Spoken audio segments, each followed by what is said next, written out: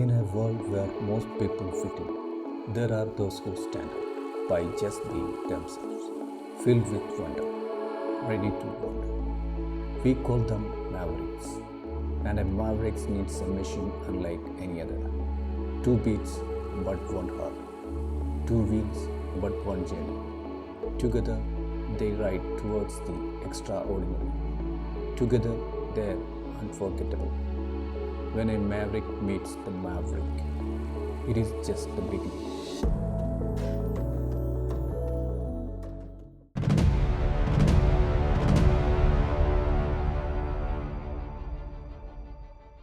എല്ലാവർക്കും hero maverick 440യുടെ ഒരു ride റിവ്യൂയിലേക്ക് സ്വാഗതം. നമുക്ക് ആദ്യം തന്നെ ഡിസൈൻ്റെ കാര്യങ്ങൾ സംസാരിക്കാം. ഡിസൈൻ്റെ കാര്യത്തിൽ ഓവറോൾ ലുക്ക് എന്ന് പറയുന്നത് സൈഡിൽ നിന്ന് നോക്കുമ്പം ഒരു റെഡി ടു പൗണ്ട്സ് എന്ന് പറയുന്ന രീതിക്ക്, അതായത് ഇരയെ പിടിക്കാനായിട്ട് പുലിയും കടുവയൊക്കെ പതുങ്ങിയിരിക്കൂലേ തല താഴ്ത്തിയിട്ട്, അതേപോലെ ഒരു ലുക്കാണ് ഫ്രണ്ടിൽ നിന്ന്. ഈ ഒരു ടാങ്കിൻ്റെ പോർഷൻ ഹൈറ്റിലും ഈ ഹെഡ്ലൈറ്റ് ഡിസൈൻ കുറച്ച് താഴ്ത്തിയാണ് കൊടുത്തിരിക്കുന്നത്. അത് സൈഡിൽ നിന്ന് നോക്കുമ്പോൾ നിങ്ങൾക്ക് മനസ്സിലാവും. ആ ഒരു സ്റ്റൈലിങ് നല്ല രീതിയിൽ ചെയ്തിട്ടുണ്ട്. നല്ല മസ്കുലറായിട്ടുള്ള ഫ്യൂൽ ടാങ്ക് ഡിസൈനാണ്. അപ്പോൾ അതൊക്കെ ഇതിനെ ഒരു ലുക്ക് കൂട്ടുന്നുണ്ട്. അതുപോലെ തന്നെ ഈ ഹെഡ്ലൈറ്റ് യൂണിറ്റ് നല്ല സ്റ്റൈലിഷാണ് രാത്രിയിൽ കാണാനൊക്കെ ആയിട്ട്. ഓവറോൾ ഒരു മസ്കുലർ ഫീൽ ഇതിനകത്ത് കൊടുത്തിട്ടുണ്ട്. എനിക്ക് ഇതിൻ്റെ ഫ്രണ്ടിലേക്കുള്ള ഡിസൈൻ അടിപൊളിയായിട്ട് ഫീൽ ചെയ്തു. റിയർ ലുക്ക് കുറച്ചൊരു കമ്പ്യൂട്ടറിഷ് സ്റ്റൈലിലാണ്, കുറച്ച് സ്ലിമ്മാണ്. പിന്നെ നല്ല വലുപ്പമുള്ള ഒരു എക്സോസ്റ്റ് ഉണ്ട്. പിന്നെ ഇതിൻ്റെ ഫ്രണ്ടിലെ ഫെൻഡർ എന്ന് പറയുന്നത് വളരെ ചെറുതാണ്, വളരെ ഷോർട്ടായിട്ട് ഒരു സ്ക്രാംബ്ലർ സ്റ്റൈലിലാണ് കൊടുത്തിരിക്കുന്നത്. പറഞ്ഞ പോലെ സ്ക്രാംബ്ലർ വേർഷൻ ഉടനെ തന്നെ വരും. അപ്പോൾ അതിൻ്റെ പേറ്റൻ്റൊക്കെ എടുത്തിട്ടുണ്ട്. ഓവറോൾ ഡിസൈൻ തെറ്റില്ലാത്തൊരു ഡിസൈനാണ്. ഹീറോയിൽ നിന്ന് നമ്മൾ ഈ വണ്ടി ഫോട്ടോയിൽ കാണുന്നതിനേക്കാളും ബെറ്ററാണ് നേരിട്ട് കാണാനായിട്ട്. അപ്പം ഹീറോയുടെ ഡിസൈനേഴ്സ് ഇപ്പോൾ ഒരുപാട് ബെറ്ററായിട്ടുള്ള ഡിസൈൻസ് കൊണ്ടുവരാൻ തുടങ്ങിയിട്ടുണ്ട്.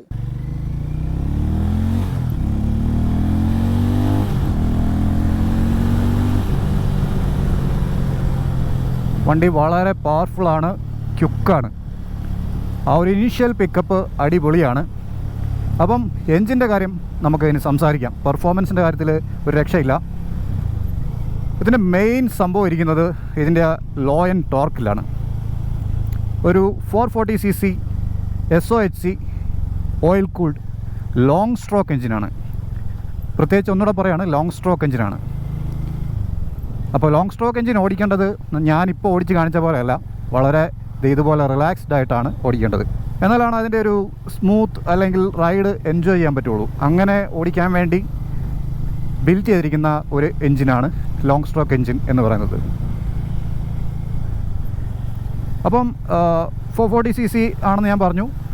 ഇതിൻ്റെ ഒരു പവർ ഫിഗേഴ്സ് നോക്കുകയാണെന്നുണ്ടെങ്കിൽ 27 bhp പവറും 36 Nm ടോർക്കുമാണ് പ്രൊഡ്യൂസ് ചെയ്യുന്നത്. ലോ ആൻഡ് ടോർക്ക് വാരി വിതറുകയാണ് ഈ ഒരു എൻജിനിൽ. അതായത് 6000 RPMലാണ് ഇതിൻ്റെ റെഡ് ലൈൻ സ്റ്റാർട്ട് ചെയ്യുന്നത്. സോ നമുക്ക് 3000 RPM മുതൽ അങ്ങോട്ട് നല്ല രീതിക്ക് ടോർക്ക് കിട്ടിത്തുടങ്ങും. ഹാർലി ഡേവിഡ്സൻ്റെ സെയിം എൻജിനാണ് ഇതിനകത്ത് വരുന്നത്. പക്ഷേ ചെറിയതായിട്ടുള്ള ഒരു ട്യൂണിങ് അവർ നടത്തിയിട്ടുണ്ട്. അത് എങ്ങനെയാണെന്ന് ചോദിച്ചു കഴിഞ്ഞാൽ, ഹാർലി ഡേവിഡ്സണിൽ ഒരു 38 Nm ടോർക്ക് വരുന്നുണ്ട്. ഇതിന് 2 Nm ടോർക്ക് കുറവാണ്. പക്ഷേ കംപ്രഷൻ റേഷ്യോ ഹാർലി ഡേവിഡ്സനേക്കാളും ഒരല്പം പൊടിക്ക് കൂടുതലാണ്. ഇതിൻ്റെ ഒരു ക്രൂയിസിങ് സ്പീഡ് അല്ലെങ്കിൽ എക്സ്ട്രീം ലെവൽ സ്മൂത്തായിട്ട് ഓടിക്കണമെന്നുണ്ടെങ്കിൽ നമുക്കൊരു 80-90 അടുത്ത് ഓടിക്കാം. അതിന് മേലെ നിങ്ങൾക്ക് അത്യാവശ്യം ക്രൂസ് ചെയ്യാം. ഒരു 100-110 ക്രൂസ് ചെയ്യാം നന്നായിട്ട്. പക്ഷേ ഒരു 4000 RPM കീപ്പ് ചെയ്ത് ഓടിക്കുന്നതാണ് ഇതിൻ്റെ, അതായത് ടോപ്പ് ഗിയറിൽ ഒരു സ്വീറ്റായിട്ട് ഓടിക്കാൻ പറ്റുന്നത്. അതിന് മേലോട്ട് പോകുമ്പം വൈബ്രേഷൻ അത്യാവശ്യം ഉണ്ട്. അത് ഓവർ വൈബ്രേഷൻ എന്ന് പറയുന്നില്ല, ഒരു മിനിമലായിട്ടുള്ള വൈബ്രേഷൻ അവിടെ ഇവിടെയൊക്കെ ആയിട്ടുണ്ട്.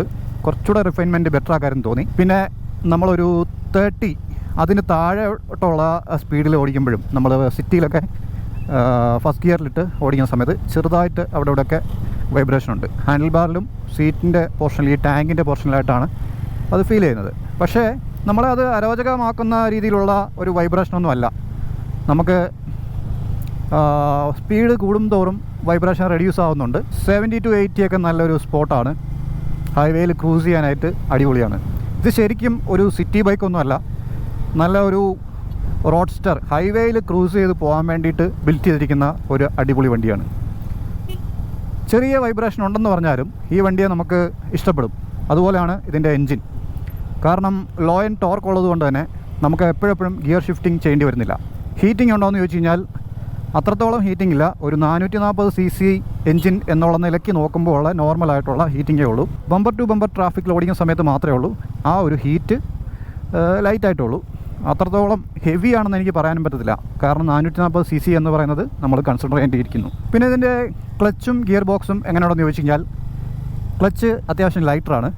നമുക്ക് അധികം റിസ്റ്റിന് പെയിനോ കാര്യങ്ങളോ ഒന്നുമില്ല. പിന്നെ ഗിയർ ബോക്സിൻ്റെ കാര്യം പറഞ്ഞാൽ 6 സ്പീഡ് ഗിയർ ബോക്സാണ്. നമുക്ക് ലോ ആൻഡ് ടോർക്ക് നല്ല രീതിക്ക് സെറ്റ് ചെയ്തിട്ടുള്ള രീതിയിലാണ്. ഗിയർ ഷിഫ്റ്റിംഗ് എന്ന് പറയുന്നത് ഒരുപാട് ടൈറ്റല്ല, ഒരുപാട് സ്മൂത്തൊന്നും ഒരുപാട് സോഫ്റ്റ് ഒന്നും പറയാൻ പറ്റില്ല. ഒരു മീഡിയം സെറ്റപ്പാണ്. പക്ഷേ പ്രിസൈസായിട്ട് ഗിയർ ബോക്സ് വർക്ക് ചെയ്യുന്നുണ്ട്. നല്ലൊരു ഗിയർ ബോക്സ് ആയിട്ട് തോന്നി. ഒരു 4th ഗിയർ വരെ ഒരു മീഡിയം ലെവലിൽ നിൽക്കുന്ന ഒരു ഗിയറിംഗ് ആണ്. അതേസമയം 5th ഗിയറും 6th ഗിയർ എന്ന് പറയുന്നത് നല്ല ടോളാണ്. ഇപ്പോൾ നമുക്ക് 4th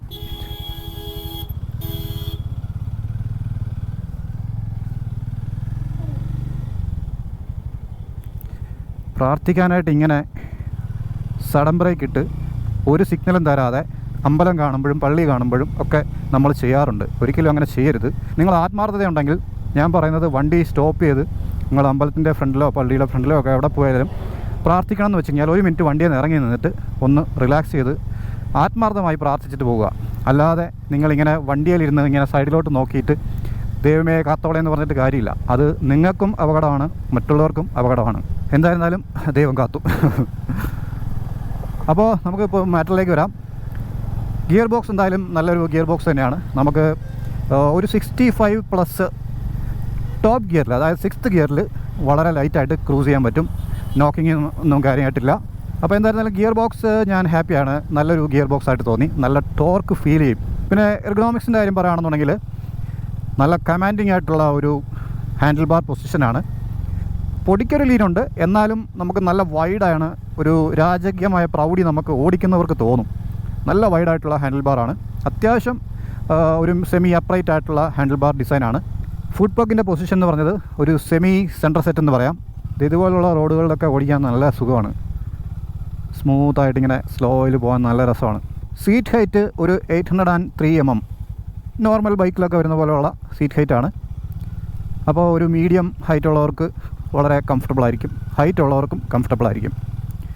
ഹൈറ്റ് കുറഞ്ഞവർ ഒന്ന് ടെസ്റ്റ് ചെയ്തിട്ട് നോക്കുന്നതായിരിക്കും നല്ലത്. ഈ ഹമ്പൊന്നും അത്ര പ്രശ്നമല്ല. നമുക്ക് അത്യാവശ്യം ഗ്രൗണ്ട് ക്ലിയറൻസ് നല്ല രീതിക്കുണ്ട്. 175 mm ഉണ്ട്. വലിയ ഹമ്പിലും അത്ര പ്രശ്നമൊന്നും എനിക്ക് തോന്നിയിട്ടില്ല.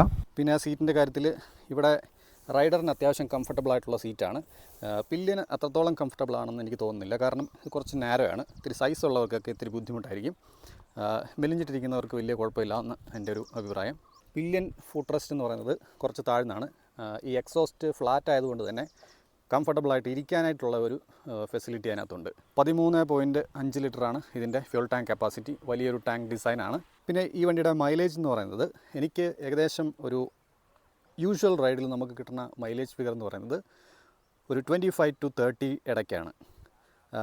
അപ്പോൾ അതിന് മേലെ ഉള്ള മൈലേജ് എന്ന് പറയുന്നത് വളരെ റാഷ് ത്രോട്ടിൽ കൊടുക്കാതെ സോഫ്റ്റായിട്ട് നമ്മൾ ത്രോട്ടിൽ ഓപ്പൺ ചെയ്ത് ഒരു 70 ഒക്കെ നമുക്ക് ടോപ്പ് സ്പീഡിൽ ടോപ്പ് ഗിയറിൽ ഓടിക്കുകയാണെന്നുണ്ടെങ്കിൽ ആ ഒരു മൈലേജ് 30 എന്നുള്ളത് ഒരു 35 വരെയൊക്കെ കിട്ടാനുള്ള സാധ്യതയുണ്ട്. പക്ഷേ സ്റ്റിൽ ഇതിൻ്റെ ഒരു യൂഷ്വൽ മൈലേജ് എന്ന് പറയുന്നത് 25 to 30 ആണ്. പിന്നെ സസ്പെൻഷൻ്റെ കാര്യം പറഞ്ഞാൽ 43 mm ടെലിസ്കോപ്പിക്കാണ് ഫ്രണ്ടിൽ വരുന്നത്. റിയറിൽ ട്വിൻ ഷോക്കാണ് വരുന്നത്. അഡ്ജസ്റ്റബിൾ ആണ്. റിയർ സസ്പെൻഷൻ കുറച്ചുകൂടെ സോഫ്റ്റ് ആക്കാമെന്ന് എനിക്കൊരു അഭിപ്രായമുണ്ട്. പിന്നെ അത് സ്റ്റെബിലിറ്റിയെ ബാധിക്കാതിരിക്കാൻ വേണ്ടിയിട്ട് കുറച്ച് സ്റ്റിഫാക്കി കൊടുത്ത പോലെയാണ് എനിക്ക് ഫീൽ ചെയ്യുന്നത്. നല്ല വെയിറ്റ് ഉള്ളവർ കയറിയാൽ മാത്രമാണ് കൂടുതലായിട്ട് സസ്പെൻഷൻ നല്ല രീതിയിൽ വർക്ക് ചെയ്യത്തുള്ളൂ. പിന്നെ ഗ്രൗണ്ട് ക്ലിയറൻസ് ഇഷ്യൂ വരാതിരിക്കാനുമാണ് സസ്പെൻഷൻ കുറച്ച് സ്റ്റിഫാക്കിയിരിക്കുന്നത്. ഗ്രൗണ്ട് ക്ലിയറൻസ് നല്ല രീതിക്കുണ്ട്. അത്യാവശ്യം നല്ല ഹമ്പുകളൊക്കെ ഈസിയായിട്ട് കയറുന്നുണ്ട്. എങ്കിലും ഒരു സം ഗാർഡ് വെക്കുകയാണെങ്കിൽ നന്നായിരിക്കും. ഈ ഒരു എക്സോസ്റ്റ് പൈപ്പ് ടച്ച് ആവാതിരിക്കും. പിന്നെ നമുക്ക് മീറ്റർ കൺസോളിലെ കാര്യങ്ങൾ പറഞ്ഞു കഴിഞ്ഞാൽ അത്യാവശ്യം ഫീച്ചേഴ്സൊക്കെ ഉള്ള ഒരു metre console. Negative LCD display ആണ്. പിന്നെ സ്വിച്ചിൻ്റെ കാര്യത്തിൽ starter button, Hazard switch, SOS switch വരുന്നുണ്ട്. മറ്റ് സ്വിച്ചസ് ഒന്നും ഇവിടെ കാണാനില്ല ലൈറ്റിൻ്റെ. ഇത് ഓട്ടോമാറ്റിക് ലൈറ്റാണ് വരുന്നത്. അതുകൊണ്ട് തന്നെ ഹൈ ബീമും ലോ ബീമും പാസ് സ്വിച്ചും മാത്രമേ ഉള്ളൂ. ഇൻഡിക്കേറ്റർ ഹോണ്, അത്രയും കാര്യങ്ങളാണ്. പിന്നെ 5ഓളം കളർ വേരിയൻസ് അവൈലബിൾ ആണ്. ഇതിൻ്റെ 3 വേരിയൻസ് ആണുള്ളത്. ഇതിൻ്റെ ബേസ് സ്പെക്കിൽ വീൽസ് വരുന്നത് സ്പോക്ക് വീലാണ്. മിഡ് വേരിയൻറ്റിൽ അലോയ്സ് വരുന്നുണ്ട്. ടോപ്പ് ആൻഡ് മോഡലിൽ ബ്ലൂടൂത്ത് കണക്ടിവിറ്റി അങ്ങനെയുള്ള കാര്യങ്ങളും കൊടുക്കുന്നുണ്ട്. അപ്പോൾ മിഡ് വേരിയൻ്റ് ആണ് കുറച്ചുകൂടെ വാല്യൂ ഫോർ മണി ആയിട്ട് എനിക്ക് ഫീൽ ചെയ്തത്. അപ്പോൾ ഏകദേശം ഓൺ റോഡ് പ്രൈസ് എന്ന് പറയുന്നത് ഒരു 2.55 lakhs ബേസ് വേരിയൻറ്റും 2.75 lakhsനടുത്ത് മിഡ് വേരിയൻറ്റിനും 2.98 lakhs ടോപ്പ് ആൻഡ് മോഡലിനുമാണ് ഏകദേശ വില.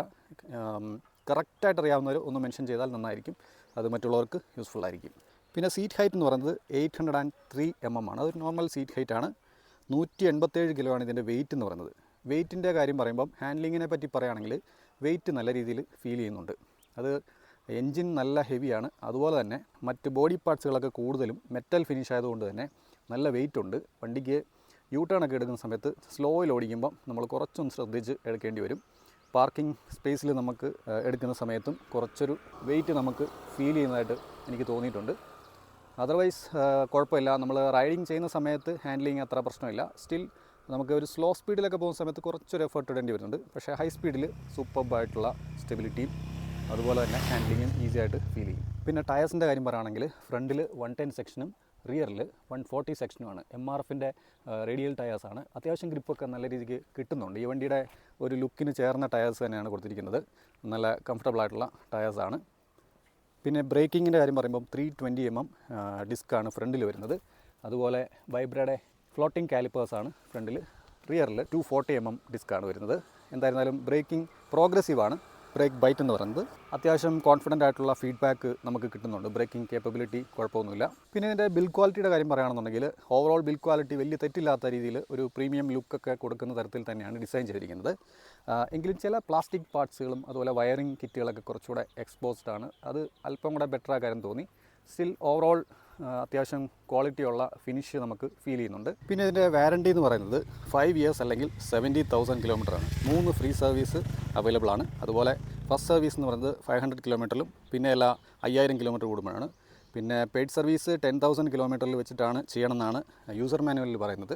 അപ്പോൾ അത്രയും കാര്യങ്ങളാണ് സർവീസിൻ്റെ കാര്യം. ഒരു സർവീസിൻ്റെ റേറ്റ് ഏകദേശം ഒരു 3,000 rupees അടുത്ത് വരാനാണ് സാധ്യത. ഇനി എൻ്റെ ഒരു ഫൈനൽ വേർഡിക്റ്റ് പറയുകയാണെന്നുണ്ടെങ്കിൽ ഇംപ്രൂവ്മെൻറ്റ്സിൻ്റെ കാര്യം പറയുകയാണെങ്കിൽ ഈ റിയർ സസ്പെൻഷൻ കുറച്ചുകൂടെ സോഫ്റ്റർ ആകാനും തോന്നി. അതുപോലെ ഒരു 4000+ RPM കയറുന്ന സമയത്ത് ചെറിയൊരു വൈബ്രേഷൻ അവിടെ ഇവിടെയൊക്കെ ഫീൽ ചെയ്യുന്നുണ്ട്. കുറച്ചുകൂടെ റിഫൈൻമെൻറ്റ് കൊടുക്കാമായിരുന്നു തോന്നി. ലോ സ്പീഡിൽ ഒരു 30 താഴെ ഓടിക്കുമ്പോഴും ലൈറ്റായിട്ടുള്ള ബസ് ഫീൽ അവിടെ ഇവിടെയൊക്കെ ഉണ്ട്. അപ്പോൾ അത് കുറച്ചുകൂടെ ചെയ്യാനും തോന്നി, ബെറ്ററായിട്ട് ചെയ്യാനും തോന്നി. പിന്നെ ഇതിൻ്റെ വെയിറ്റ് ബാലൻസ് കുറച്ചുകൂടെ ഇമ്പ്രൂവ് ചെയ്താൽ അടിപൊളിയായിരിക്കും. എന്തായിരുന്നാലും നമുക്ക് ആ ഹാൻഡ്ലിങ് കുറച്ചും കൂടെ ലോ സ്പീഡിൽ ബെറ്റർ ഫീഡ്ബാക്ക് കിട്ടിയിരുന്നെങ്കിൽ കൊള്ളായിരുന്നു തോന്നി. ഹയർ സ്പീഡിൽ പ്രശ്നമൊന്നുമില്ല. അപ്പോൾ അത്രയൊക്കെ കാര്യങ്ങൾ ഇമ്പ്രൂവ്മെൻറ്റ്സിൻ്റെ ഭാഗമായിട്ട് പറയാനുള്ളത്. പിന്നെ പ്ലസ് പോയിൻറ്റ്സിൻ്റെ കാര്യം പറഞ്ഞു കഴിഞ്ഞാൽ ഇതിൻ്റെ എൻജിൻ്റെ ആ ഒരു പവർ തന്നെയാണ്. ഹെവി ടോർക്കി ആയിട്ടുള്ള ഒരു എൻജിനാണ്. കിഡിലൻ ടോർക്കാണ്. അത് ഒരു രക്ഷയില്ലാത്ത രീതിയിലാണ് സെറ്റ് ചെയ്തിരിക്കുന്നത്. പിന്നെ ഇതിൻ്റെ സൗണ്ട് ഒരു രക്ഷയില്ല കേട്ടോ. എന്തായിരുന്നാലും ഒരു 400cc കാറ്റഗറി നോക്കുമ്പം പക്ക വാല്യൂ ഫോർ മണി ആയിട്ടുള്ള ഒരു ബൈക്കാണ്. കാരണം ഇതിൻ്റെ മിഡ് വേരിയൻ്റാണ് പ്രോപ്പറായിട്ടുള്ള ഒരു വാല്യൂ ഫോർ മണി ബൈക്കായിട്ട് എനിക്ക് ഫീൽ ചെയ്തത്. ഒരു രക്ഷയില്ലാത്ത ടോർക്ക് ഫിഗറാണ് ഇതിനകത്ത് കിട്ടുന്നത്. നമ്മൾ ശരിക്കും ത്രില്ലടിക്കും. ആ ഒരു ലോങ് സ്ട്രോക്ക് എൻജിൻ്റെ ഒരു എന്താ പറയുക, ഒരു ക്യാരക്ടർ നമുക്ക് ഇതിനകത്ത് ശരിക്കും ഫീൽ ചെയ്യും. അതോടൊപ്പം തന്നെ കൂടുതൽ നമുക്ക് വേണ്ടിയിലധികം ടോർക്ക് നമുക്ക് കിട്ടുന്ന തരത്തിലാണ് ഇതിൻ്റെ ഒരു പെർഫോമൻസ് വരുന്നത്. എന്തായിരുന്നാലും ഒരു കിടിലൻ റോഡ്സ്റ്റർ ബൈക്കാണ് ഹീറോ മാവറിക് 440. അതായത് നിങ്ങൾക്ക് എന്തായിരുന്നാലും ടെസ്റ്റ് റൈഡ് ചെയ്ത് നോക്കുക. ഹാർലി ഡേവിഡ്സൻ്റെ അതേ സെയിം എഞ്ചിനാണ്. പിന്നെ ലുക്ക് സ്റ്റൈലിംഗ് ഒക്കെ ഡിഫറെൻ്റ് ആണ്. ഹാർലി ഡേവിഡ്സനേക്കാളും ബെറ്റർ ആയിട്ടുള്ള ഒരു സർവീസ് കോസ്റ്റൊക്കെ വരുള്ളൂ. അതായത് സർവീസ് കോസ്റ്റ് കുറവാണ്. എന്തായിരുന്നാലും നിങ്ങൾ ടെസ്റ്റ് റൈഡ് ചെയ്ത് നോക്കുക. എനിക്ക് വണ്ടി ഇഷ്ടപ്പെട്ടു. പവർഫുള്ളായിട്ടുള്ള ഒരു LED യൂണിറ്റ്സ് ഒക്കെയാണ്. ഓവറോൾ വണ്ടി കൊള്ളാം എന്നാണ് എൻ്റെ ഒരു അഭിപ്രായം. അപ്പം ഈ വീഡിയോ നമുക്കിവിടെ വൈൻഡപ്പ് ചെയ്യാം. വീഡിയോ യൂസ്ഫുൾ ആയെന്ന് വിചാരിക്കുന്നു. യൂസ്ഫുൾ ആയെങ്കിൽ കട്ട സപ്പോർട്ട് പ്രതീക്ഷിക്കുന്നു. ഞെക്കി പൊട്ടിക്കാനുള്ള എല്ലാ ബട്ടൺസും വീഡിയോയുടെ താഴെ അവിടെയൊക്കെ ആയിട്ടുണ്ട്. അത് നിങ്ങളുടെ ഇതുപോലെ ചെയ്തേക്കുക. അപ്പോൾ അടുത്തൊരു കിടു വീഡിയോ വരുന്നവരെ ടേക്ക് കെയർ. ബൈ.